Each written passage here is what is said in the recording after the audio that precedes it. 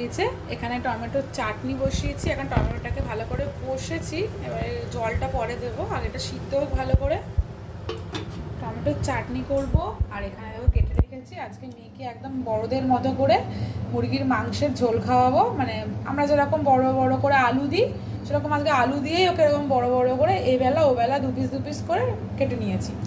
আর এখানে কেটেছি দেখো লাল শাক, লাল শাকটা পেঁয়াজ দিয়ে শুকনো লঙ্কা দিয়ে ভাজবো মিষ্টি মিষ্টি করে। আর এখানে আমাদের মাংসের জন্য ওই যে আলু কেটে রেখেছি, পেঁয়াজটা ছাড়িয়ে রেখেছি, পেঁয়াজটা কুচাবো, এখন কাটবো না, এখন বাজারটা এলে তারপরে কাটবো। আর এখানে কাঁচা লঙ্কা রেখেছি, কাঁচা লঙ্কা কিন্তু এখানে 11 থেকে 12 পিস আছে, কারণ ভাবো কতটা ঝাল খাই আমরা।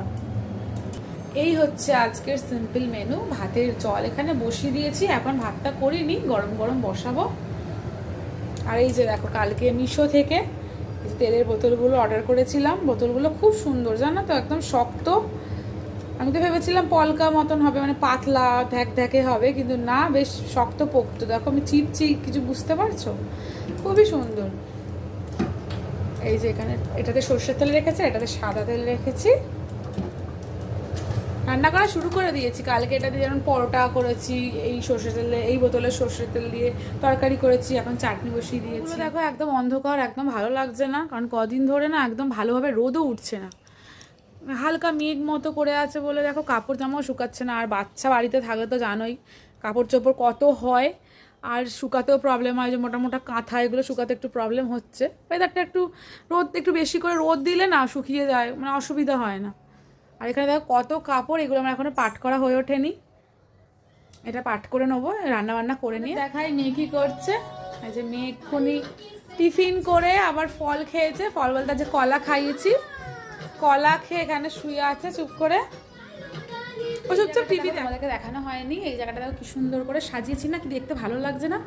এই লাইটটা এই দেওয়ালের একদম এই ধার বরাবর এরকম করে দিয়েছিলাম, দাগ রয়ে গেছে দেখো, মুছলে উঠে যাবে, কিন্তু কি মানে লাইটটা বারবার খুলে যায়।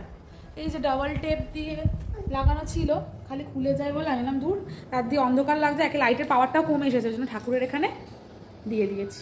এই যে এক্ষুনি এলো বাজার করেও, চলো বাজারে এনেছে, দেখো চাল নিয়ে এসেছে, বাড়িতে চাল বাড়ন্ত ছিল, চাল এনেছে। মেয়ের জন্য বললো ব্রয়লার মুরগি, আর আমাদের জন্য এনেছে কালভার্ট মুরগি।